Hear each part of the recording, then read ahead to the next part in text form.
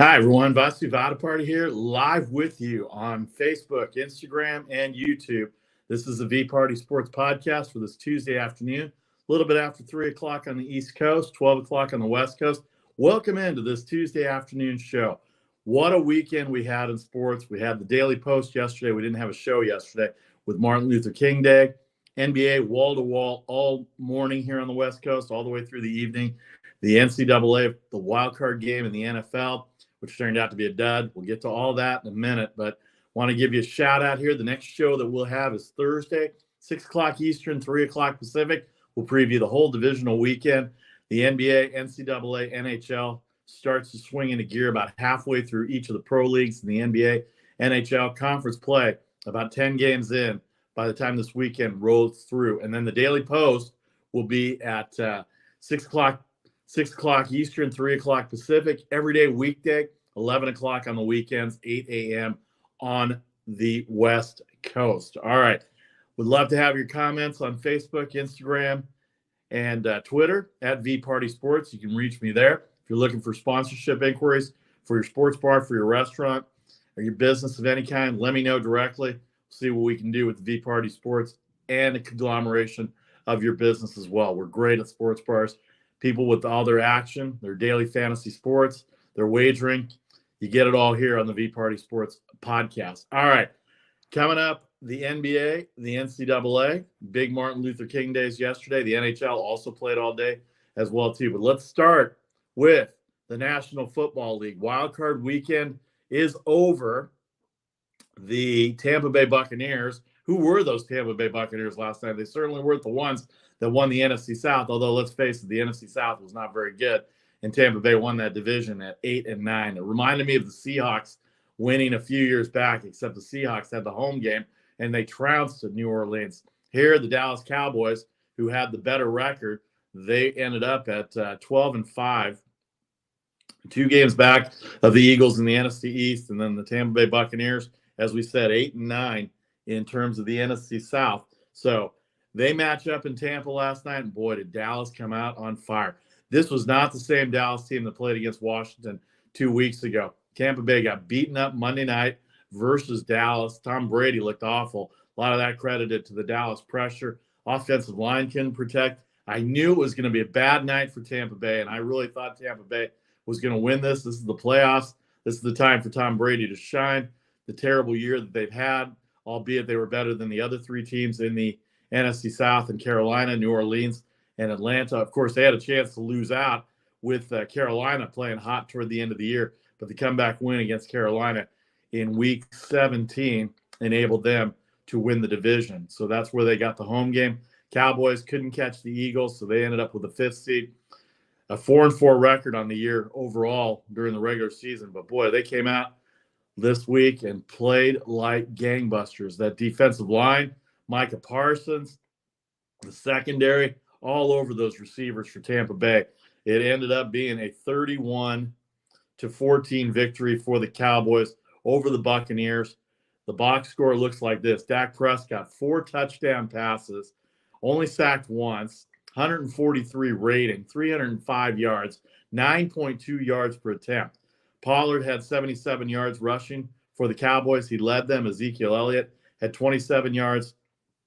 And Dak Prescott had the quarterback run from about 4 yards out that got the touchdown for them, the only rushing touchdown. And then 4 passing touchdowns. The Prescott run went for 1 yard on the outside. Totally fooled everybody. That was a 4th down run for Dak Prescott and the Cowboys.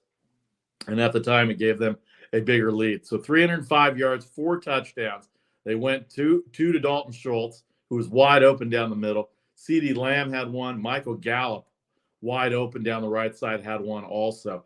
305 yards, 25 completions, 12 yards a completion, 4 touchdowns. They did not lose any fumbles on offense. Defensively, they hit Tom Brady 6 times. They forced 2 interceptions. 1 interception, the Jaron Kearse interception in the end zone. I knew it was going to be a bad night when Tom Brady threw the interception in the red zone. He has never thrown a red zone interception in his life. The Tampa Bay defense could not stop Prescott, the running game was outstanding, 128 yards rushing for Dallas on 35 carries, 24 of those by Prescott, 27 by Elliott. Tony Pollard clearly has taken over as the number one back. Ezekiel Elliott cannot blow through those holes like he used to, and he was used sparingly, but he was used for the power runs toward the goal line and in the red zone before Pollard came in for the long runs. He had an 18-yard run. Dak Prescott had an 11-yard run. Tampa Bay just couldn't stop him. Look at the Buccaneers box score. 351 yards, 66 pass attempts. Like a starting pitcher, you're going to have to get your arm iced, TB12. But, boy, the defense was just all over him. 2 touchdowns, 1 interception. If you got that touchdown, instead of throwing a red zone INT, you would have had the lead. The game may have been different. You were 3-point underdogs coming in, actually 2.5 where it ended. This was your chance to move on, take on San Francisco after the Giants won over the weekend. We'll get to the rest of the wildcard weekend in a second. But what happens now with Tom Brady and the Buccaneers? Well, they're just going to have to figure it out. They just fired Byron Leftwich. That came across this morning after I had these graphics set up. So Byron Leftwich got fired by Tampa Bay. Todd Bowles still there. The Glazer family going to try and figure out what to do with this offense. They clearly need more offense. They didn't score very much at all during the year, and it showed yesterday. And the defense did not come out to play. Chris Godwin had 10 catches. Julio Jones, 7 for Tampa Bay. Mike Evans had 6.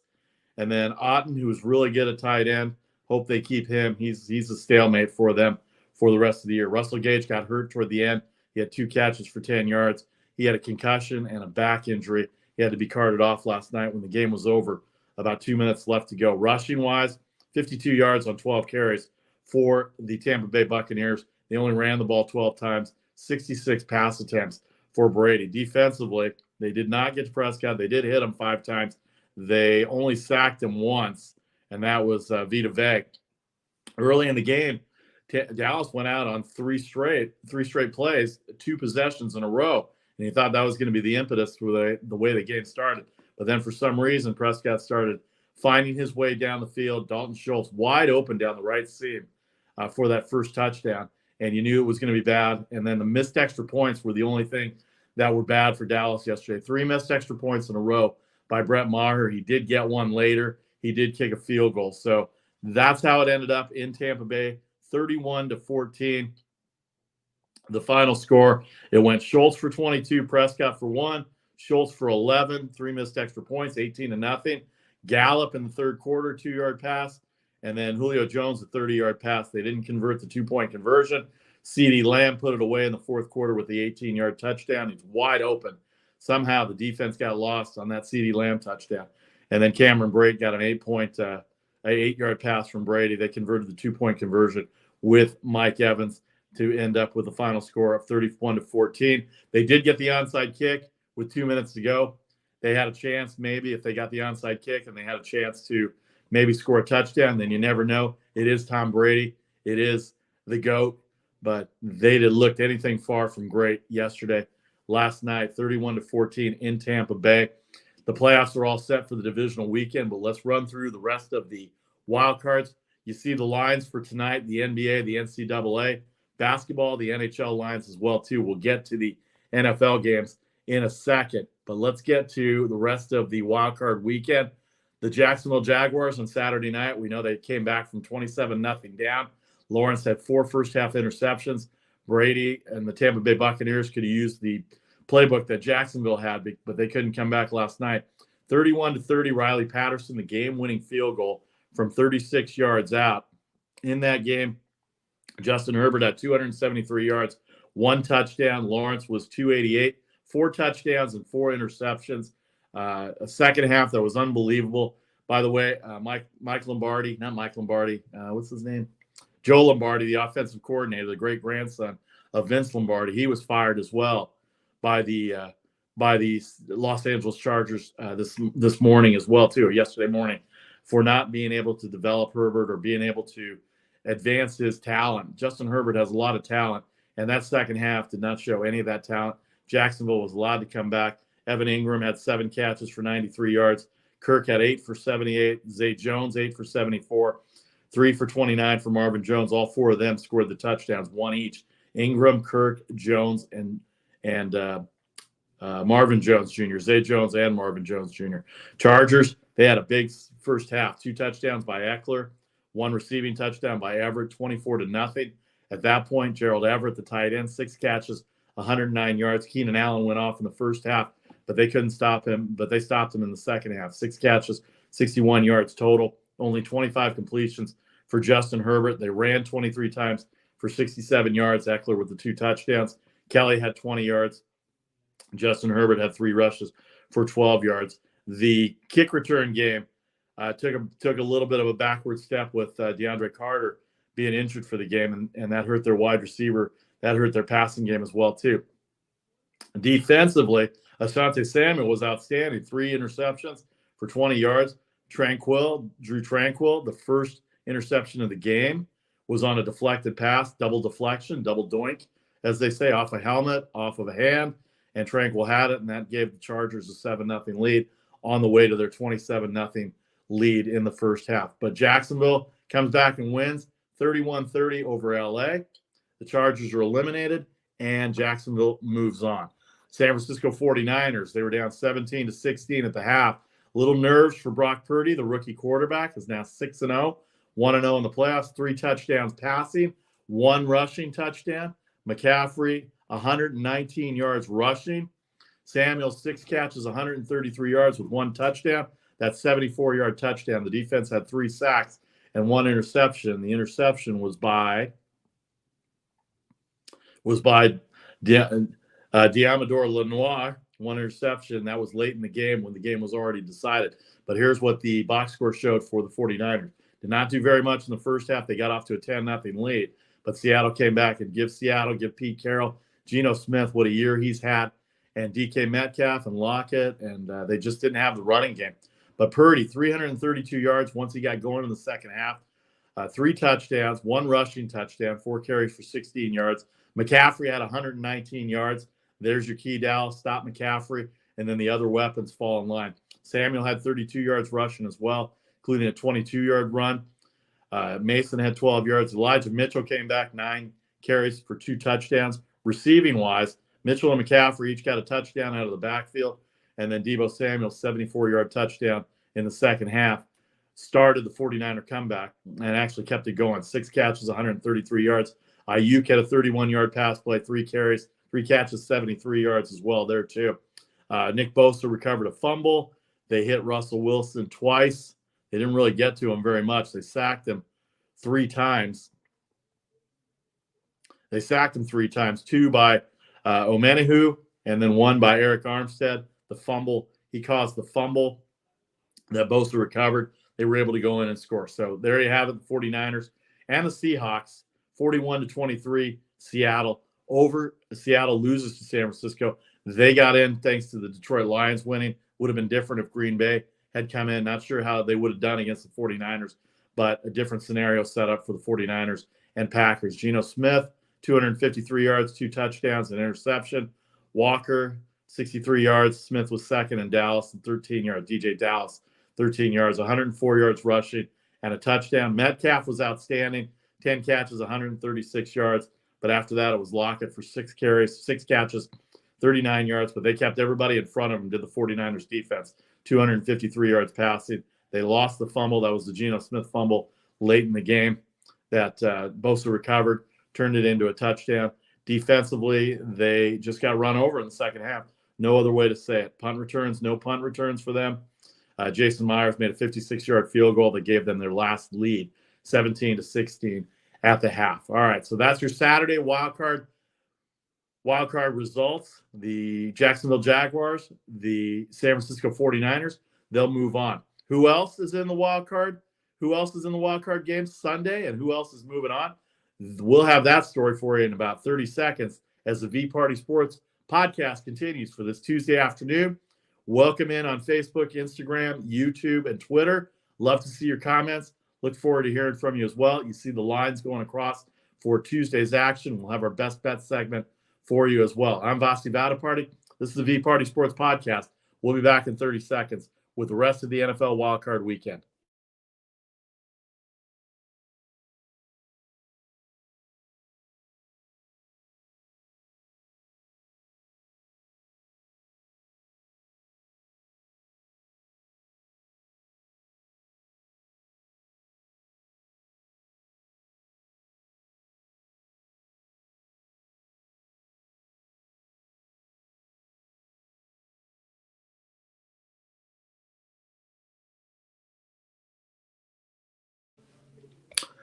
Welcome back to the VParty Sports Podcast. Vasu Vadaparty, your host here for this Tuesday afternoon, a little bit after 3 o'clock on the East Coast, about 3:15, 12:15 out here on the West Coast. Finally, some good weather out here on the West Coast. I know some of you are still struggling down in the Southeast and up in the upper Northeast as well.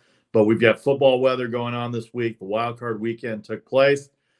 Tuesday's action, you see the bottom line there with all the college games, the NBA games, and the NHL games as well.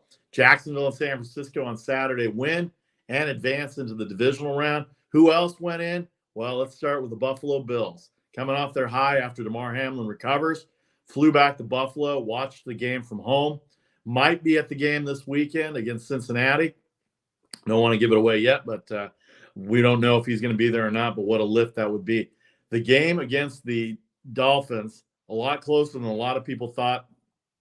Buffalo, a 14-point favorite as the line closed, 44.5. They win 34-31. Give credit to Mike McDaniel. Give credit to the Miami Dolphins. Skylar Thompson was in for a world of hurt, the third-string quarterback, but he played well. 220 yards, 1 touchdown, 2 interceptions. The first one, you looked like it was going to be a snowball when it was 3-0 Buffalo, and then the interception, the succeeding touchdown that got them a 10-0 lead by James Cook, a 12-yard run. Dawson Knox had the 7-yard touchdown. Actually, it was 14-0 to start the game by Buffalo, and it looked like it was going to be all Buffalo. Then Tyler Bass, a field goal from 33, made it 17-0. Sanders got a field goal from 40. Sanders got a field goal from 48. Sanders got a field goal from 37. Mike Gesicki, a 7-yard touchdown pass with the 2-point conversion after a Buffalo Bills turnover. In the red zone, Josh Allen threw a long pass. Xavier Howard made the play. He was able to run it back into Buffalo territory. That's when Gesicki got the 7-yard touchdown from Skylar Thompson and Tyreek Hill, the 2-point conversion, 17-17. Then Josh Allen turned the ball over again, and that led to another possession for Miami. They couldn't do anything with it, but then they kicked off, and then Tyler Bass got a 39-yard field goal at the half to make it 20-17. First play of the second half, Josh Allen fumbled in his own territory. Zach Seiler recovered it, 5-yard fumble return that made it 24-20. Then Beasley got a touchdown from 6 yards out. Gabe Davis from 23 yards out. What a catch that was if you saw it. Made it 34-24. And then Jeff Wilson got the touchdown at 10:53 to go in the fourth, 34-31. But Buffalo's defense was able to stiffen at that point. You look at the box score, Skylar Thompson, 220, a touchdown, 2 interceptions. Jeff Wilson, 23 yards rushing. He had the 1 touchdown, 10 carries. They only rushed for 42 yards on 20 carries. Really, the longest run of the day for that group was 8 yards. They even tried to incorporate Jalen Waddle and Tyreek Hill in that mix, but they couldn't get anything going. Waddle 1 carry for 8 yards. Tyreek Hill 2 carries for 5 yards. The funny thing about the whole day was Jalen Waddle and Tyreek Hill, they had drop passes. I have never seen that many drop passes in my life. Tyreek Hill was targeted 15 times, probably 3 drops. He had 7 catches for 69 yards. Salvon Ahmed, 3 catches for 45 yards out of the backfield. Jalen Waddle had 2 drops when they were moving down the field. 3 catches, 44 yards for him. And then Smythe Gesicki had the touchdown. Cedric Wilson Jr., 1 catch. Jeff Wilson Jr. for 1 catch. But outside of that, it was really nothing. 18 completions for 220 yards, 12 yards per reception. Targeted 42 times, but only 18 completions. That's not good. And they did have the 2 interceptions. Xavier Howard, Javon Holland's interception led them to make the game close again. And then from that point forward, it was a close game. Miami had a chance on 4th down. Don't know what they were thinking on 4th and 1. They used all their timeouts. Play clock ran out. They got to delay a game, and then they were unable to convert on 4th down. Buffalo with 2 kneels, and the game was over, 34-31. Miami has covered against Buffalo all 3 times this year. They won the first game in week 3 on the Josh Allen 4th down non-conversion. Tyler Bass kicked the game-winning field goal in week 16 on a Thursday night. Yeah, on a Thursday night. Week 15 on a Thursday night. And then they won 32-29, did not cover there. And they only won by 3. I told you, 2 touchdown favorites, anything over a touchdown, especially in the playoffs, is going to be very tough for NFL teams to cover. We'll get to the lines in a second for this weekend. The early lines coming out for the divisional games, the 4 games this weekend on Saturday and Sunday. The New York Giants, not really an upset in my book. A lot of people thought the Minnesota Vikings were on upset watch. 10 games, won with 1 possession or less of a score, 8 fourth-quarter comebacks. You thought they had a chance to come back in the fourth quarter again, but Daniel Jones and the New York Giants, what a game they played, 31-24. Brian Dable, if he doesn't get votes for head coach of the year, if he doesn't win it, then there's got to be some kind of investigation. There's a lot of good coaches. He and Doug Peterson, Dan Campbell of the Detroit Lions, who, by the way, was very funny last night on with Peyton and Eli on ESPN2 last night. It was very funny to listen to Dan Campbell talk about his team and talk about the future and his enthusiasm, let's just say, for the game. But anyway, if you get a chance to YouTube that, go ahead. It's pretty funny. Eli Manning and Dan Campbell were teammates with the New York Giants. So they were talking about Tom Coughlin and the snow games and the cold weather games, etc. Anyway, that's beside the point. The New York Giants, a 31-24 win over the Minnesota Vikings in Minnesota. It went Kirk Cousins, got him off big, 7-0 with the 1-yard touchdown run. If you had Justin Jefferson as your daily fantasy player, a prop bet for first touchdown, he was so close to cashing in that ticket for you, but they marked him down inside the 1-yard line. Kirk Cousins ran it in. Then the Giants just moved down the field. It was an offensive juggernaut in the first half. Saquon Barkley, a 28-yard run. Isaiah Hodgins, former Buffalo Bill, 14-yard pass. Graham Gano, field goal that made it 17-7. Then Osborne came back before the half with a touchdown, 9-yard pass from Cousins. And then Daniel Bellinger, very unheralded rookie tight end for the Giants, 9-yard pass from Jones. Irv Smith Jr. caught the touchdown from Cousins and made it 24-21. Then the field goal from Greg Joseph that tied it. Minnesota had a tough time with converting on third downs yesterday on Sunday because they had chances to score touchdowns, false starts, penalties, a weird 3rd-and-1 play where they tried to run a flea flicker with Justin Jefferson coming end around and throwing back to Cousins.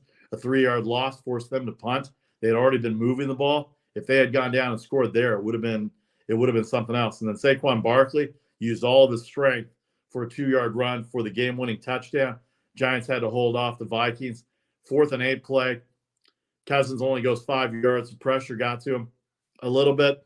Only able to get a 3-yard pass play. Turnover there. Timeouts were done.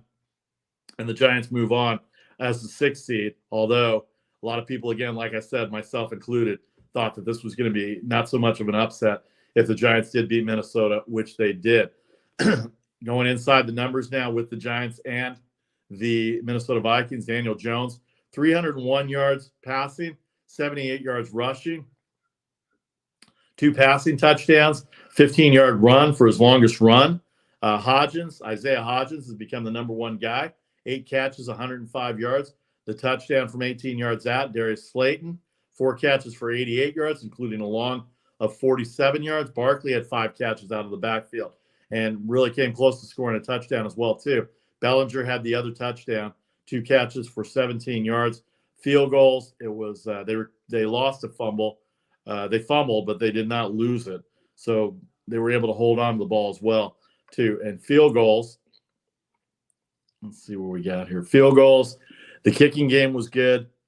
You had Graham Gano, 25-yard field goal, and then 4 extra points for him as well. So the kicking game was good, and the kickoff game was good as well, too, for the Giants. They held Minnesota to no kick return yardage because they've got a very, very, very, very good kick returner. They've got a very good kick return. I'm sorry, I'm just looking it up here as we're going along here. I want to see the Vikings kick returns. Kene Nwangu has already had a touchdown this year, but he was only limited to 1 return for 24 yards. And that's big, too, because then you start the Giants defense out deep in Minnesota's territory, the 25-yard line or behind, and that takes care of them, too. And they couldn't even get a punt return game going as well. Greg Joseph was good on field goals. He made the 38-yard field goal, but it was not to be. The Minnesota Vikings get upset 31-24. Giants a 3-point underdog. The game was at 48 for the total, 48.5. Game went over at 55 with the Barkley touchdown to close it out and to give the game winner to the Giants. So the Giants will move on to next weekend. The final game Sunday night, the Baltimore Ravens, they should have won this game. They had every opportunity to win this game. They lose to the Bengals 24-17. They've lost twice out of 3 times in playing them, division rivals. The game winner on a 98-yard fumble return by Sam Hubbard, the defensive lineman, when Baltimore was moving in for the lead. It was 17-17, and for some reason, Tyler Huntley tried to go up top with the rush above, jumping up above the line.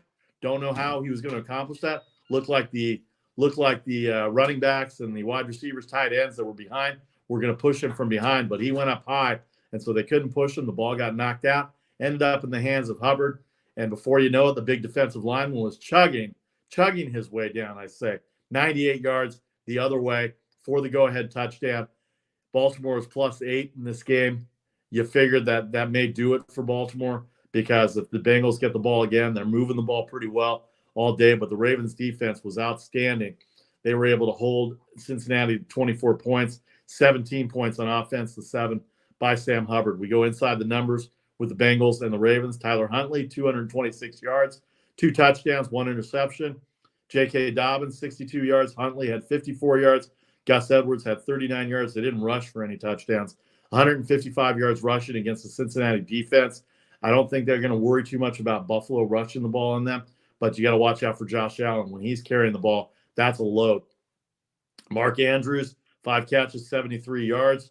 Demarcus Robinson had the long touchdown, 2 catches, 49 yards, 41 of it on the touchdown. J.K. Dobbins had the other receiving touchdown. He had 4 catches for 43 yards. Oliver, Edwards, Watkins, Justice Hill, they tried to get as well too, but they couldn't do that. 2 fumbles by the Ravens, 1 lost. That was the Huntley fumble. He also recovered the other fumble that was lost as well. Tyler Lindbaum fumbled as well too. So there you have it. The Ravens on their side, the Bengals, Joe Burrow, 209 yards. He was sacked 4 times. Ravens really put pressure on him. Look for Buffalo to do the same as well too. 209 yards, 1 touchdown. They didn't run the ball, only 51 yards, team rushing, 39 of it by Joe Mixon. Joe Burrow had the 4-yard touchdown. 1-yard touchdown, I believe it was. Let's see what we got here. Joe Burrow had the 1-yard touchdown run. He had a long of 4, and that gave the Bengals a 17-10 lead before Demarcus Robinson came back and tied the game up at 17, and then the fumble ensued. So the Bengals win, the Giants win, the Bills win. Saturday, the Jaguars win in unbelievable fashion, and the 49ers win. And then last night, the Cowboys win as well. So that sets it up for divisional weekend. The Jacksonville Jaguars, the Kansas City Chiefs, Saturday afternoon, 4:30 Eastern. Let's get to the lines here. We have all the NFL lines right now. Divisional weekend, Kansas City comes out as a 9-point favorite, 4:30 Eastern, 1:30 Pacific on Saturday on NBC. That's in Kansas City. They're the 1 seed. The 1 seed, the Philadelphia Eagles, they play Saturday night. They're going to host the New York Giants. 7.5-point favorites, 48 the total, 8:15 Eastern on Fox. And then on Sunday, Buffalo will host Cincinnati. Buffalo, an early 5-point favorite, 48 the total. That's at 3 o'clock on CBS, 12 o'clock on the West Coast. And then the San Francisco 49ers, reliving the old days. For somebody that grew up in the Bay Area, reliving the old days of 49ers Cowboys. Of course, they played last year. The 49ers beat them in overtime last year, 20-17, behind Garoppolo on their way to an NFC Championship run. After their ass kicking of Seattle last weekend in the second half, they're going to get a very hot Dallas Cowboys team. The line a little low. I thought this was going to be a 5-point spread for the San Francisco 49ers. This defense a lot different than the Tampa Bay defense. But 3.5 is the line for San Francisco. Dallas, the underdog coming in for Sunday, 46.5 the total. 6:30 Eastern on Fox Sunday afternoon, 3:30 out here on the West Coast. So there's your Saturday matchups and Sunday matchups for divisional weekend. The 2 winners of each conference will play the following Sunday in the conference championship. Let's see who's first here. The NFC championship game is first. The AFC championship game is second. And mind you, don't forget, I don't know if I have that graphic up, but if it ends up being Kansas City and Buffalo, that's the game, because Buffalo didn't have 17 games. That's the game that's going to be the only scenario where they're going to be playing at a neutral site, with it being the Georgia Dome in Atlanta, Mercedes-Benz Stadium in Atlanta, the home of the Atlanta Falcons. Two outdoor teams are going to play indoors. I don't know how that works, but if it's Buffalo, Kansas City, that's the only scenario that's going to happen, where it's going to be on a neutral field, and Kansas City will be the 1 seed, Buffalo will be the 2 seed. But because of the canceled Monday night game between Buffalo and Cincinnati, they are not going to play that at somebody's home. They're going to play that at a neutral site, kind of like a Super Bowl setting. So if you're in Atlanta, you might have a chance to see an AFC Championship game with a team that's not involved, like the Falcons or any Southeast team down there. So that's going to be very interesting. All right. When we come back, the NFL is all set for next weekend. We'll go in detail with the NFL divisional weekend on Thursday and Friday, and Saturday and Sunday as well. But the NBA, NCAA, NHL, a big Monday, Martin Luther King Day. We'll review that a little bit, and we'll talk NHL as well. We'll preview tonight's games, tonight's action, give you a couple of best bets to whet your appetite before the best bet segment this afternoon, 6 Eastern, 3 o'clock on Instagram, Facebook, and Twitter. I'm Vasi Vadaparty. This is the VPartySports Podcast for this Tuesday. You can reach me at VPartySports, and send me your comments. Send me what you thought about the weekend. Send me what you thought about the NBA, NHL, or NCAA basketball as well, too. Back in 30 seconds to wrap it up with the NBA, NCAA, NHL, and a couple of best bet segments.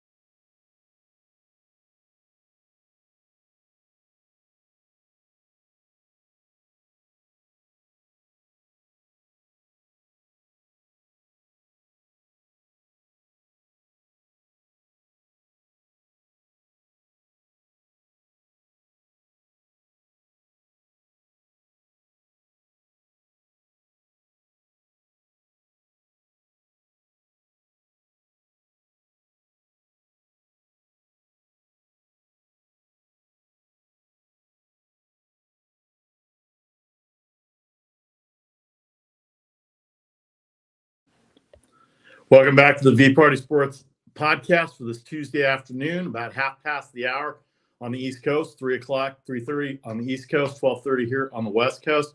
What a weekend we had in the NFL. Wildcard weekend, Super Wildcard weekend is now over. We go into the divisional round. Once again, let me give you the divisional weekend setup. Kansas City, a 9-point favorite versus Jacksonville, 53.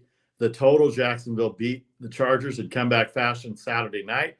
They are the lowest seed. They will go play as the 1 seed Kansas City on Saturday afternoon at 4:30, 1:30 on the West Coast. The Giants beat Minnesota, small upset in some people's eyes. They will go play the number 1 seed, Philadelphia Eagles. They'll play for the third time this year. Philadelphia has won both games. 7.5 for the Eagles, 48 the total. That's at 8:15 Saturday night. Sunday, Buffalo Bills beat up on Miami a little bit. They did not cover 14. They won by 3. Too many mistakes by the Bills against the Dolphins. They play the Cincinnati Bengals, who really got shut down by the Ravens offensively. They're going to have to do better against the Buffalo defense, who ball hawks, and they're going to have to get pressure on Burrow. 48 the total. Buffalo, a 5-point favorite. 3 o'clock Eastern Sunday on CBS. And then San Francisco and Dallas, a glory matchup of yesteryear gone by. 49ers, a 3.5-point favorite after their win over Seattle. And then Monday night, Dallas really tore apart Tampa Bay. They go west now to take on the 49ers as a 3.5-point underdog, 46.5 the total. That game is 6:30 on Fox, 3:30 out here on the West Coast. So you're all set up for divisional weekend, Saturday and Sunday. Don't forget, we'll be back on Thursday. We'll give you a little taste each day, Thursday, Friday, Saturday of NFL divisional weekend, as the 2 winners of each conference will face in the conference championships the following Sunday, with the NFC going first and the AFC going second. All right, let's get to the NBA here a little bit. We'll give you the lines for the NBA. The Milwaukee Bucks are 4.5-point favorite over Toronto. Brooklyn, 5.5 in San Antonio. Denver, 6.5 versus Portland. And the Clippers, 1.5 versus Philadelphia. 223 the total. Last night in the NBA, Jason Tatum and the Celtics beat up on the Hornets. Tatum had 51, 130 to 118 over Charlotte. The Bucks beat up on the Pacers, 132 to 119, even without Giannis. They cover their 6-point spread. Had them at first, but no Giannis. It's tough to take the Bucks. Cavaliers come back on the Pelicans. Donovan Mitchell strained his hamstring a little bit, 113 to 103. Pelicans +7, not the play there yesterday. Raptors in overtime beat the Knicks 123 to 121. And then the Warriors, after they go visit the White House, they take on the Wizards and they beat them by 9. Steph Curry had 41 last night for Golden State. They're starting to round into form. The Phoenix game, the exception in the last few weeks. They've been able to play well since then. San Antonio, Friday night. Chicago, they lost to on Sunday, and then yesterday on Martin Luther King Day in Washington, they beat up on the Wizards. The Hawks had a 24-point lead. The Heat made it close. Atlanta covered -1 or +1, depending on when you got it. It ended up at -1 for Atlanta. That was my favorite of the day yesterday. Atlanta 121 to 113 over Miami. The Jazz come back on the Timberwolves, 126 to 125. The Grizzlies all over the Suns, 136 to 106. The over in that game, that got hit by about 5 minutes left in the fourth quarter. And then the Lakers, if you have the Lakers -7, thank you, Kenyon Martin Jr., for fouling.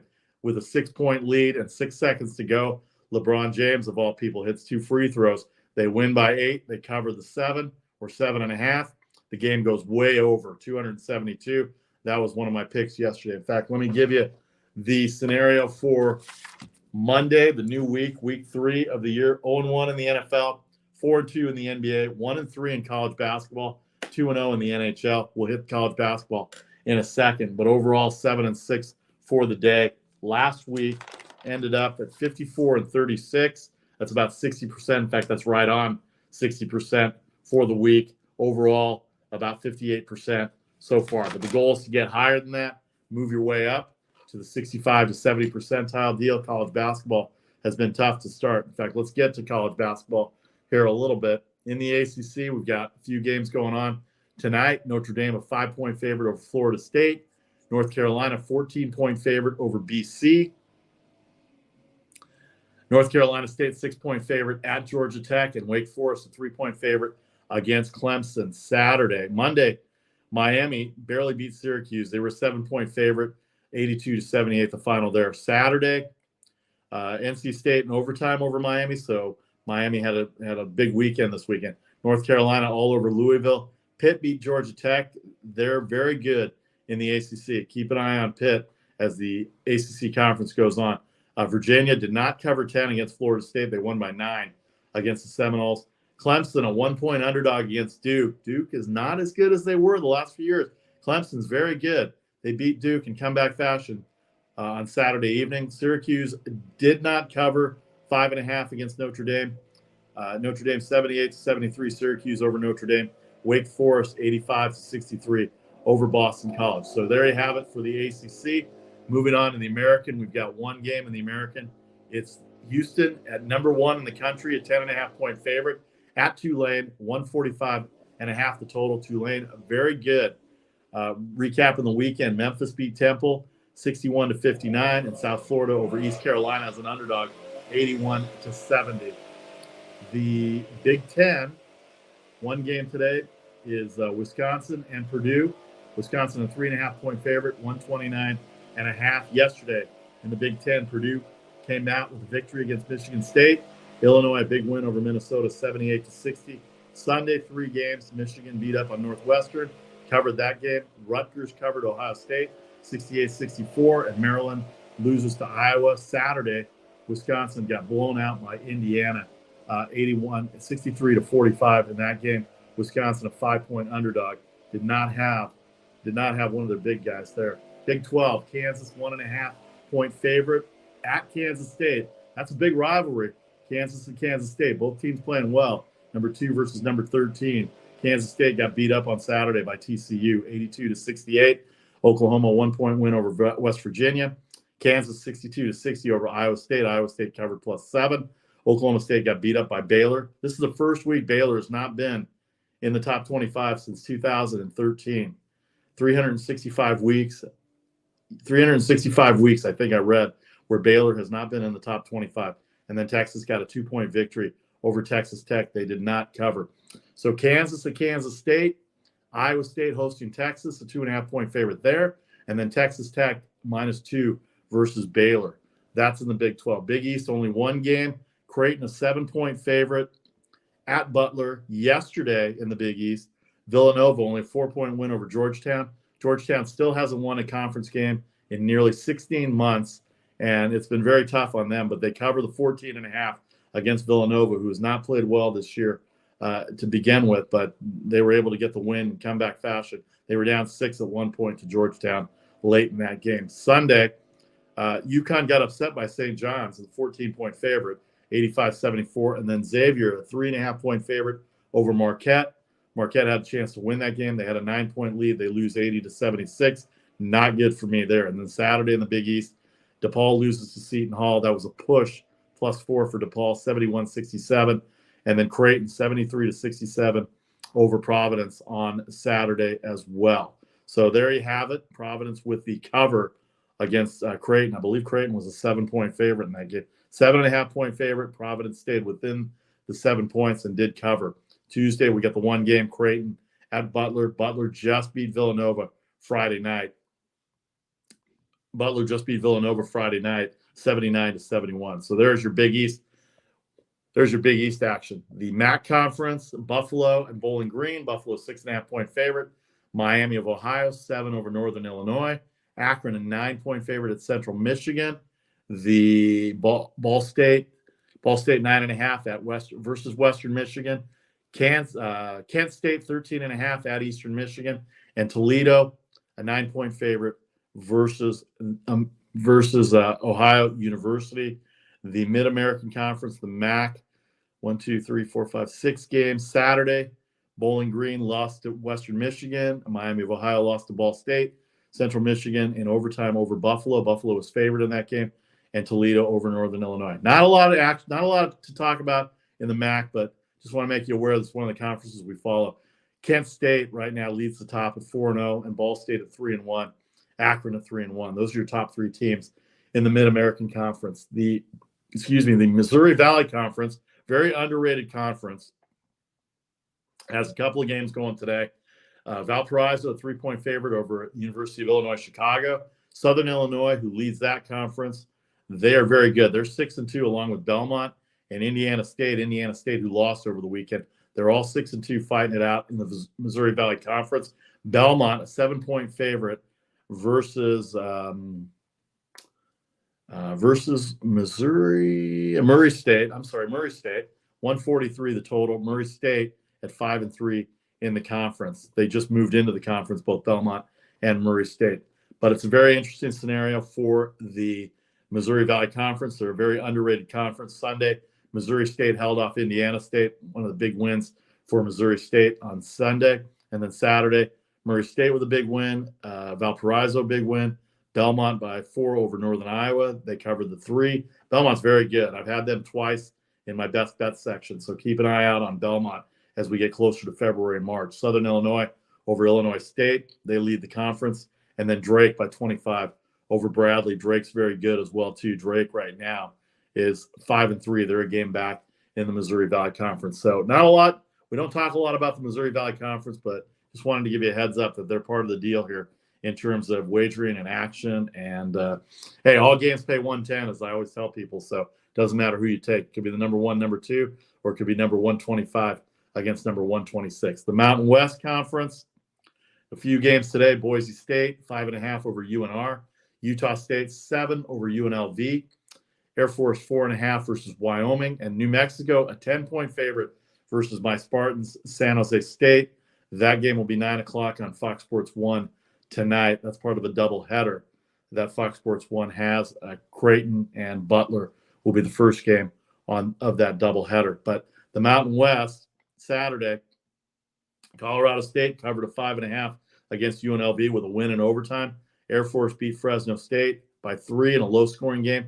New Mexico upset number 23 San Diego State as an 8-point underdog, 76-67, and then Wyoming 85-68 losers to Boise State. Standings-wise, For those of you that don't follow these conferences, I know most of you know the big ones, the power conferences. Nevada at 5-1, Boise State at 4-1, San Diego State 4-1, and then New Mexico, Utah State, San Jose State at 3-2. Those are the top half of the brackets. Air Force at 2-3 tonight, and then that's followed by Colorado State, who got the big win over UNLV the other day. UNLV is starting to slump a little bit, even though they're near the top, or UNLV is near the bottom now at 1-4. So maybe the real UNLV coming out in Wyoming 0-5 in conference play.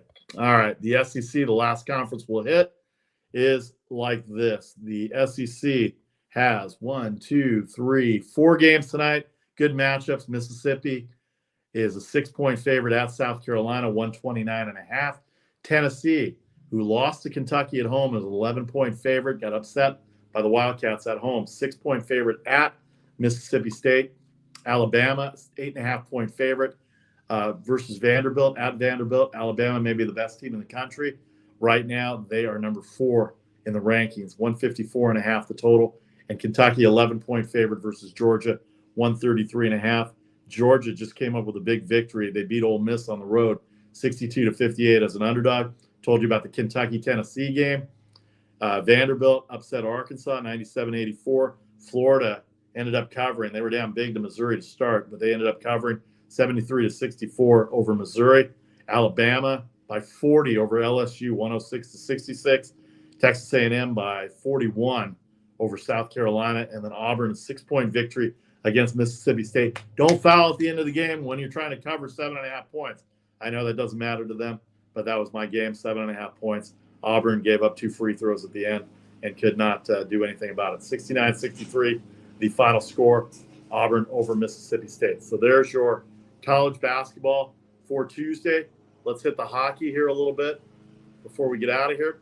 Minnesota, 130 at Washington, 6 the total. Toronto versus Florida, 175, 6.5 there.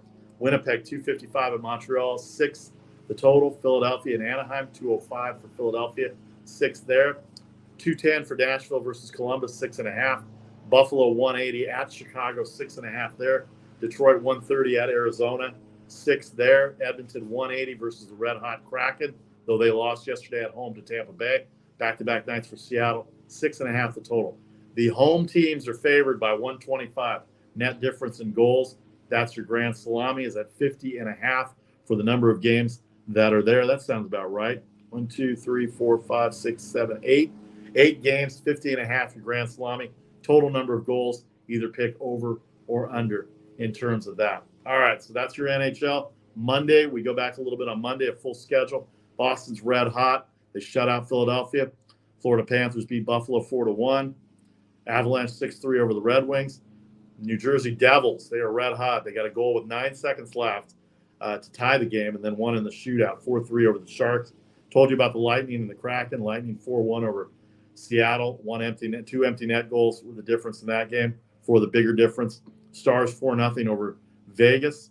The Rangers 3-1 over Columbus. The Penguins in overtime over the Ducks 4-3. The Capitals in overtime over the Islanders 4-3. Nashville 2-1 over Calgary. Calgary is favored in that game. And St. Louis got a 2-1 victory over Ottawa. So a big day of Martin Luther King Day of hockey, NBA, college basketball. The Wildcard game last night in Tampa Bay where the Cowboys won. The NFL weekend had a big weekend with San Francisco, Jacksonville winning Saturday. The Buffalo Bills, the New York Giants, Cincinnati Bengals all winning Sunday, and, of course, Tampa Bay Monday. It's all set up for next weekend. Kansas City, Jacksonville, Philadelphia, and the Giants for the 3rd time this year. That's Saturday. Buffalo, Cincinnati, Sunday. San Francisco, Dallas, Sunday evening as well, too. Don't forget, we'll be back on Thursday, 6 Eastern, 3 Pacific, an NFL preview of the divisional weekend. More NBA previews, a little recap of Tuesday and Wednesday's NBA action, NCAA as well, too. You get into the weekend conference play. Saturdays are always big in the NCAA. And then the NHL continues its season. The NBA and NHL about halfway through their season. The Daily Post every day during the week, 6 Eastern. Sponsorships are available. Contact me directly through YouTube, Facebook, Instagram, and Twitter. You can get me at VPartySports. I'm Vasti Vadaparty. That is the VPartySports Podcast for this Tuesday. Have a great day. Don't forget the Daily Post at 6 Eastern, 3 Pacific on Instagram, Facebook, and Twitter. I'll have your best bets segment. Right now, before I leave you, I'm going to give you a couple of best bets to go with, and then I'll give you the rest on the Daily Post at 6 Eastern. Tonight in college basketball, Utah State, they are going up against UNLV. We saw UNLV struggling at 1-4, 7-point favorite for Utah State. Lay the big dollars on Utah State. And then I know Houston's number 1 in the country, but Tulane's at home, and they played well. They're a 10.5-point underdog against a very good Houston Cougar team, but Tulane is very good. Take the 10.5 in Tulane tonight against Houston. It's going to be a closer game than people think. All right, the rest of the best bets tonight at 6 Eastern, 3 o'clock Pacific on Instagram, Facebook, and Twitter. I'm Vasi VParty. That's the VParty Sports Podcast for this Tuesday. Enjoy the rest of your day. Good luck with your games. Good luck with your fantasy action. And we will see you on Thursday at 6 Eastern, 3 Pacific for another edition of the VParty Sports Podcast. Have a great day, everybody.